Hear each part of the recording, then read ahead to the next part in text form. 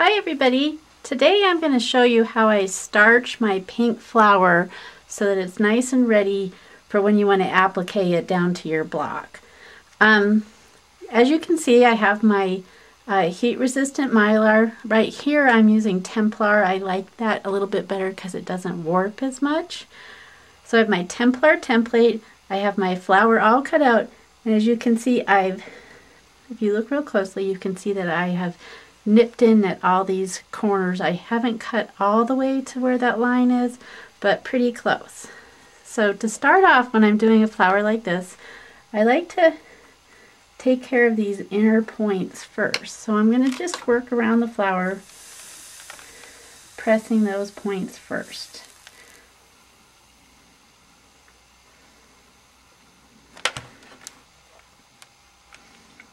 Make sure the starch is all dry before you move on. These first inner points are a little tricky because it's hard to move the template. But once you get those inner points all pressed in, they kind of hold the template in place while you do your other pressing.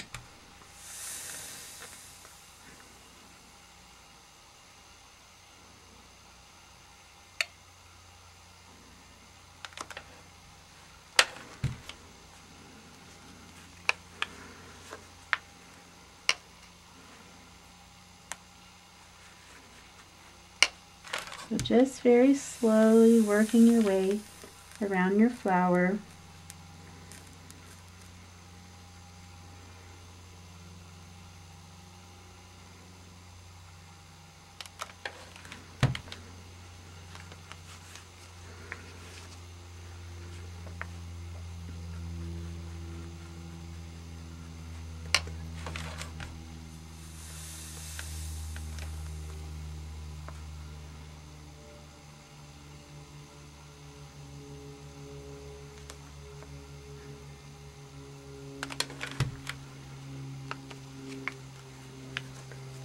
When I do this, you can see that I just put starch, the liquid starch, right where I'm going to need it. And then I use my brush to slightly turn up, and then I just stick the nose of the iron in there and I press it up against the template, and then I try to get all the wet spot underneath the iron.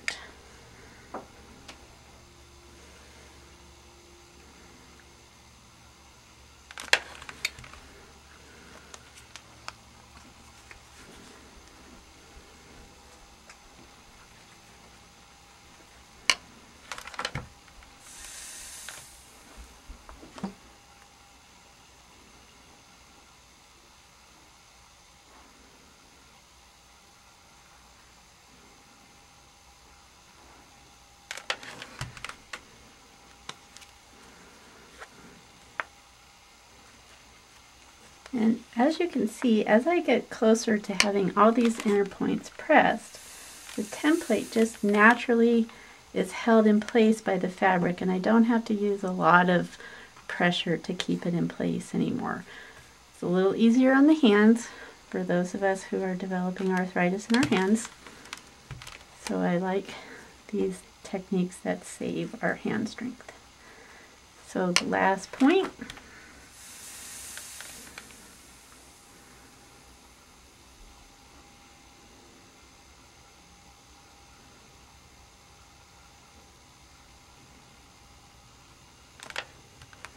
Now that that is nice and dry, my technique is, these are kind of curvy, these petals, or the bumps in this flower, and so you want to go slow, pressing a little bit at a time. So for doing that, I hope you can see this, I just dab a bit of starch on that top bit, and I go very slowly. And you really can get your fingers quite close. As long as you don't actually touch the iron, you're fine. But I've gotten very good at getting my fingers close without burning them. I say it's one of my life accomplishments. So I have that petal all pressed, and then I just move on to the next one. And to start off with, I like to hold it down by where those two inner points are, just to get it started, and then I get that first little bit in there.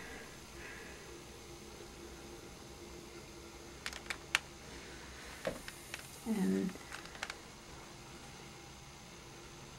so it's not nearly as complicated as doing one of the feathers from my tweets, but if you're just a little patient, you'll get around the flower, and then you'll have a nice, easy thing. Now here's a good example of sometimes you press too much and you get a point. Am I going to go cut another piece of fabric and do it over again? Nope.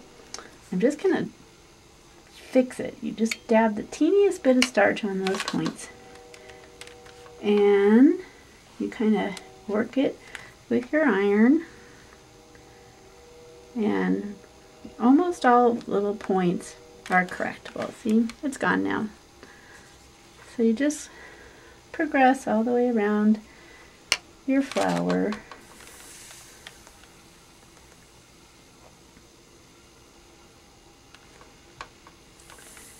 And the reason I got that point is I was going a little too fast. So just a little warning sign that you're going too fast when you get those points. And just turn into smaller pieces at a time.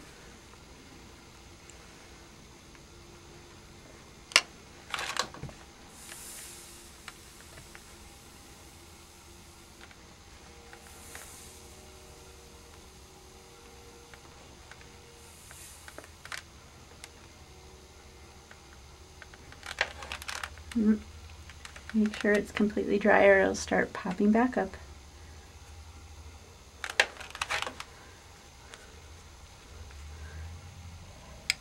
So just the littlest bit of starch on those top petals. Oh, got another point. But sometimes when you find yourself getting a point and things are still a little wet, you can kind of correct it right then and there without having to go back.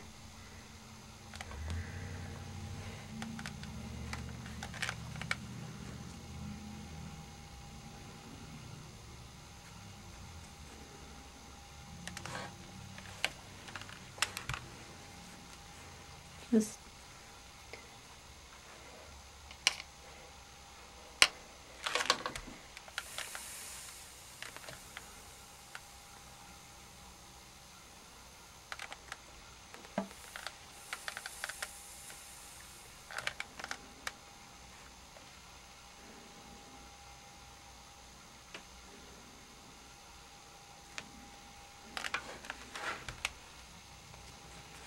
So just a couple more to go.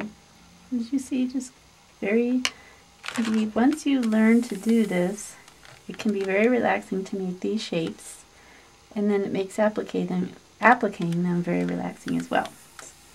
And you can also be very precise for doing all sorts of fancy applique projects.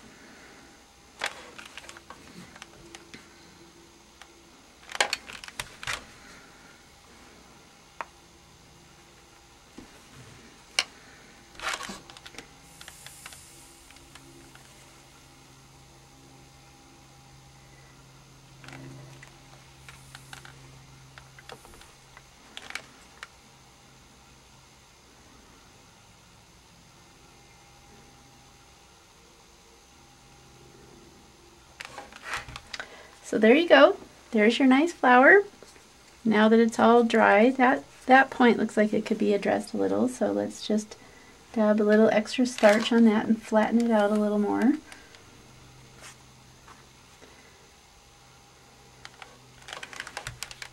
So now it's ready for the centers. You just do the centers using the perfect circle technique, and I really can't recommend enough Karen Buckley's perfect circles, which you can get on her website, and that website is linked to mine. And so there you have your flower. When you're ready to applique or make another flower with the template, you just pop this out and make yourself another flower. So see you next time.